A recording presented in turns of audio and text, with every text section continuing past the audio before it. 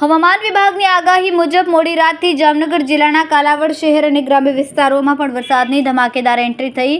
ગઈકાલે મોડી સાંજથી કાલાવડ તાલુકાના નવાગામ, ટોરડા, માછરડા, ભંગડા, ખાનકોટડા, વાવડી, નિકાવા, બેરાજા, શીશાંગ સહિતના ગ્રામ્ય વિસ્તારોમાં કમોસમી વરસાદ હતો.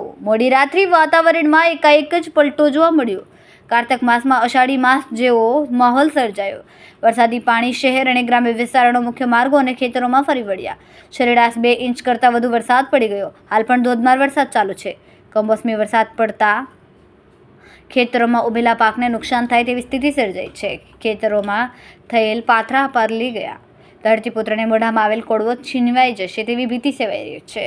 કપાસ, મગફળી, સોયાબીન સહિતના પાકમાં નુકસાનની ભીતિ સેવાઈ રહી છે. કમોસમી વરસાદ પડતા ધરતીપુત્રના ચિંતામાં મોજું ફરી વળ્યું. અહેવાલ હર્ષદ ખંડેડિયા, જામનગર.